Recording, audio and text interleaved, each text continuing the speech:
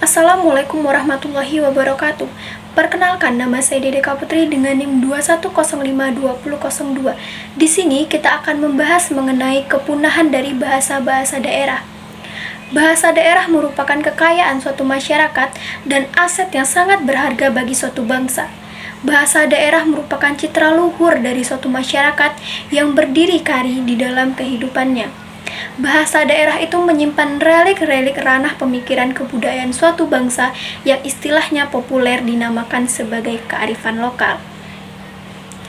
Menurut sensus penduduk pada tahun 2010, jumlah bahasa di Indonesia mencapai ribuan, yakni sekitar 2.500 jenis bahasa dan hampir 2 kali lipat dari jumlah suku bangsa yang ada di Indonesia. Di antara ratusan bahasa yang terdapat di Indonesia ini, hanya terdapat 13 bahasa yang memiliki penutur di atas 1 juta, yakni bahasa Jawa, bahasa Batak, bahasa Bugis, bahasa Madura, bahasa Minang, Rejang Lebong, Lampung, Makassar, Banjar, Bima, dan Sasak. Di antara ratusan bahasa yang terdapat di Indonesia tersebut, dari tahun ke tahun jumlahnya terus berkurang hingga terancam punah, bahkan ada yang sedang menuju kepunahan. Apabila kita melihat peta kebahasaan di Indonesia berdasarkan pemetaan yang dibuat oleh UNESCO pada tahun 2010, kita dapat menemukan bahwa bahasa-bahasa yang terancam punah itu terbanyak terdapat di wilayah Indonesia bagian timur. Hal tersebut dikarenakan keberagaman bahasa di Indonesia bagian timur tersebut sangat kaya, berbeda dengan di wilayah Jawa yang hanya memiliki 3 bahasa terbesar, yaitu bahasa Jawa, bahasa Sunda, dan bahasa Madura. Dari sekian ratus bahasa daerah yang tersebar di Indonesia, diperkirakan 145 bahasa yang penuturnya kurang dari 1 juta orang tersebut terus mengalami penurunan status. Sebagai contoh, diperkirakan 30 dari 58 bahasa daerah di Papua Barat punah selama 20 tahun terakhir. Selain itu, 10-15 bahasa daerah di Papua Barat juga dipastikan mati karena tidak pernah digunakan lagi oleh penuturnya, seperti bahasa Meyah, Empur, Dunser, dan Karondori. Contoh lain bahasa yang punah di wilayah Indonesia bagian timur adalah bahasa Tandia, bahasa asli dari suku Mbakawar Tandia yang berada di Papua Barat. Saat ini tidak ada lagi penutur bahasa Tandia dan tidak lagi dikenal oleh masyarakatnya sendiri. Bahasa tersebut diperkirakan sudah punah sejak tahun 1970-an. Faktor pemekaran wilayah hingga perkawinan antar suku diduga menjadi penyebab kepunahan bahasa daerah tersebut. Sebelumnya, bahasa daerah ini diduga mati. Maksudnya, ada penuturnya tetapi tidak digunakan di dalam percakapan sehari-hari. Pada awal 2011, masyarakat suku Mbakawar yang tersebar di 4 kampung di distrik Rasie tidak lagi menguasai dan menggunakan bahasa itu. Sehari-hari mereka memakai bahasa Wandamen, bahasa dari suku Wamesa yang juga mendiami daerah Teluk Wondama. Selain itu, pewarisan bahasa Tandia terhalang mitos yang berkembang di kalangan suku mereka sendiri. Ada keyakinan bahwa jika anak suku Mbakawar menggunakan bahasa Tandia saat orang tuanya masih hidup, dia akan celaka. Bahasa ini dianggap tabu apabila digunakan dalam percakapan antara anak dengan orang tuanya. Contoh lainnya ada di Maluku. Menurut catatan Badan Bahasa Provinsi Maluku pada tahun 2016, 4 bahasa di Pulau Buru yaitu bahasa Moksela, bahasa Palumata, Kayeli, dan Hukumina, dan 1 di Pulau Seram, bahasa Loun, dipastikan sudah punah. 8 bahasa yang terancam punah ialah bahasa Banggoi, Piru, Hulung, Amahai di Pulau Seram, bahasa Serua di Pulau Maluku Tenggara, serta bahasa Fogi, Teun, dan Lisela di Pulau Buru. Untuk itu, diperlukan identifikasi terlebih dahulu agar kita mengetahui akar penyebab dari kepunahan bahasa-bahasa daerah ini. Sebenarnya, terdapat beberapa faktor yang dapat menyebabkan kepunahan bahasa ini. Yang pertama, yaitu pengaruh bahasa minoritas di mana bahasa daerah tersebut digunakan. Hal ini dapat dilihat di dalam kasus bahasa Yaben yang digunakan di Kabupaten Sorong Selatan, terutama di Kampung Konda dan Wamargege. Bahasa yang dapat dikategorikan ke dalam rumpun bahasa non-Austronesia ini merupakan bahasa minoritas dengan jumlah penuturnya diperkirakan tinggal sekitar 500 orang saja.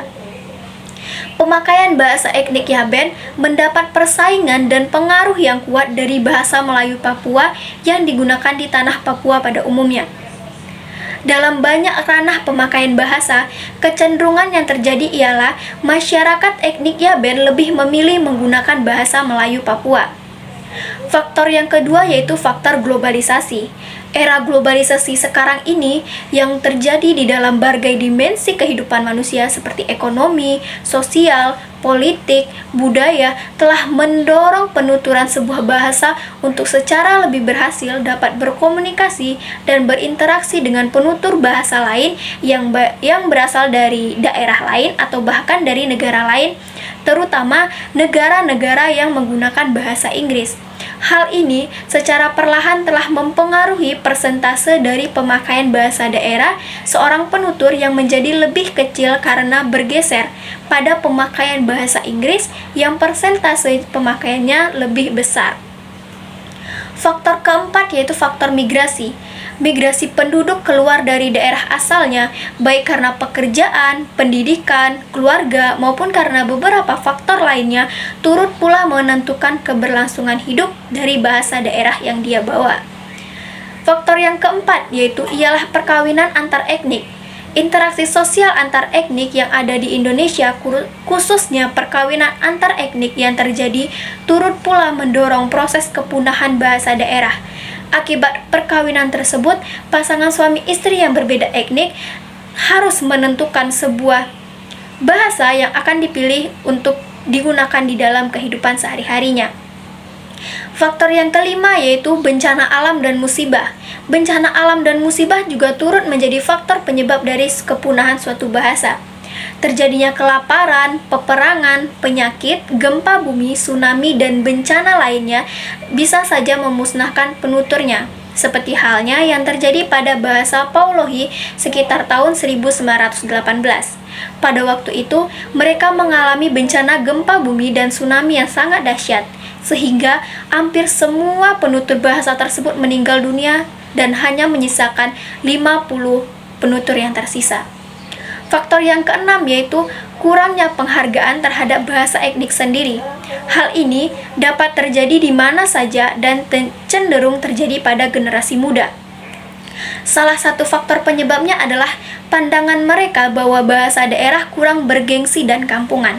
Sementara itu, bahasa lain, bahasa Indonesia, bahasa Inggris, atau bahasa dari negara lain yang dominan dianggap lebih bergengsi daripada bahasa daerahnya sendiri.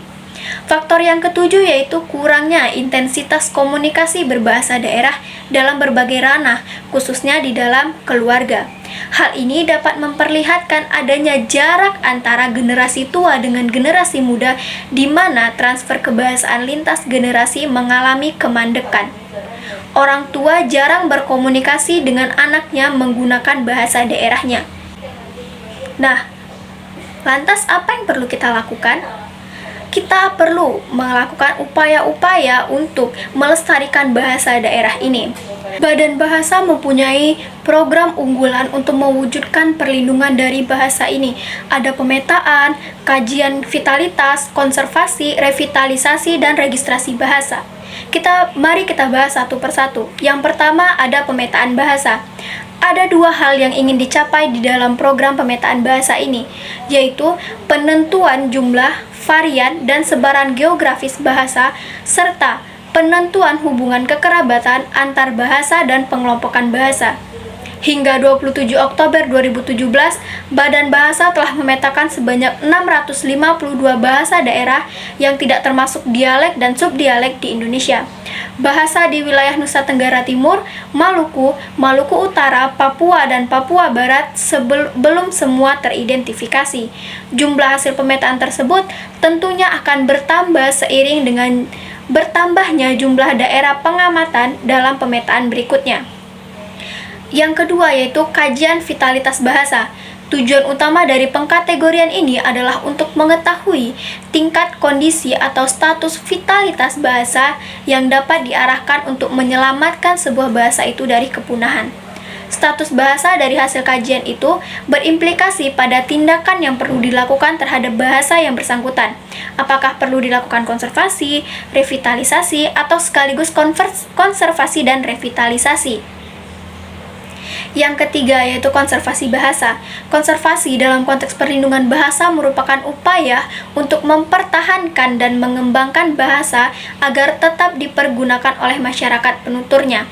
Di dalamnya ada upaya untuk pencegahan atau perbaikan aspek bahasa yang rusak untuk menjamin keberlangsungan bahasa itu sendiri. Upaya pencegahan dan perbaikan dapat dilakukan melalui pendokumentasian bahasa tersebut, sekaligus melakukan pengembangan bahasa tersebut, misalnya melalui penyusunan sistem fonologi, morfologi, sintaksis, dan sistem aksara atau sistem ortografis. Dengan demikian, generasi berikutnya masih dapat menikmati hasilnya, bahkan bisa lihat dokumennya oleh generasi yang mungkin tidak bisa lagi berbicara dalam bahasa tersebut. Yang keempat ada revitalisasi bahasa.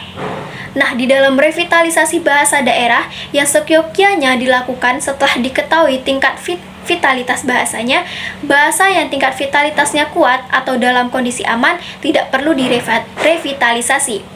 Revitalisasi hanya perlu dilakukan pada bahasa daerah yang tingkat vitalitasnya lemah berdasarkan hasil uji vitalitas bahasa. Yang kelima yaitu registrasi bahasa. Registrasi bahasa dan sastra menunjuk pada dua hal, yaitu salah satu bagian dari kegiatan perlindungan bahasa dan sastra melalui pendaftaran hasil-hasil perlindungan dan aplikasi berbasis daring dalam jaringan atau online yang menyimpan data dokumentasi bahasa atau sastra, kajian, konservasi, dan revitalisasi bahasa atau sastra. Dan kita sebagai generasi muda harus terus melestarikan bahasa-bahasa daerah kita sendiri. Jika bukan kita, siapa lagi? Dan jika bukan sekarang, kapan lagi?